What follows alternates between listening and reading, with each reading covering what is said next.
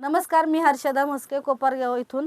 तर आज आपण आलेलो आहे हसनापूर लोणी येथे अनिशा मॅडमला भेटायला. तर अनिशा मॅडम यांना आपल्या तबस्सुम शेख मॅडम आणि शहनाज मॅडम यांनी काही दिवसांपूर्वी अमृत ज्यूस दिलं होतं त्यांच्या बाळासाठी. तर त्यांच्या बाळाला काय त्रास होता आणि आता अमृत ज्यूस दिल्यानंतर काय फरक पडलेला आहे हे आपण अनिशा मॅडमकडूनच ऐकू. नमस्कार मॅडम, तुमचं नाव सांगा. अनिशा रवींद्र शालार. बाळाचं नाव काय आहे? वीर रवींद्र शालार. ओके, बाळाला काय त्रास होता? ते डिलेव्हरी झाल्यावर दुसऱ्या दिवशी फोड उठत होते हं. आणि कातर निघत होते, पण आता नाही निघत आणि पुढं नाही उठत. आता फरक पडू राहिला. बर, अमृत ज्यूस चालू करून किती दिवस झालेत? आता 15 दिवस झाले. 15 दिवस झालेले आहेत. आणि मग चालू केल्यानंतर काय फरक वाटतोय तुम्हाला? आता ते पुढं उठत नाही, कातडे पण एवढे निघत नाही, म्हणजे कोरडं पडलं. कोरडं पडलेलं. अगोदर ओलसर राहायचे, जखमा व्हायच्या, जखमा फोड यायच्या, मग जखमा व्हायच्या, आणि आता ते कोरडं पडतंय.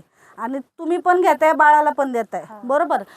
अनिशा मॅडम सुद्धा घेताय, कारण का बाळ त्यांचं दूध पितंय, त्यामुळं दुधातूनही त्यांना रोगप्रतिकारक शक्ती बाळाची वाढली पाहिजे, त्यामुळं त्याही घेतात आहेत. आणि बाळ आता सध्या फक्त आणि फक्त 9 महिन्याचं आहे. तर तुम्ही बाळाला पण बघू शकता, तिकडे कॅमेरा, बाळालाही बघू शकता. तर आम्ही ज्यावेळेस किंवा तबस्सुम मॅडम आणि शहनाज मॅडम ज्यावेळेस आल्या होत्या त्यावेळेस बाळाला भरपूर असा त्रास होता. आता बऱ्या प्रमाणात, म्हणजे जवळजवळ मी म्हणून 30 ते 40% 15 दिवसामध्ये बाळाला फरक पडलेला आहे. येस, इकडे करा कॅमेरा. तर मॅडम, तुम्हाला काय वाटतं, अमृत ज्यूस इतरांनी घ्यावं की नाही घ्यावं? घ्यायचं चांगलं आहे. बरोबर आहे की नाही? फरक पडतो. आणि कसं वाटतंय तुम्हाला? तुम्ही स्वतः अमृत ज्यूस घेताय, कसं वाटतंय तुम्हाला?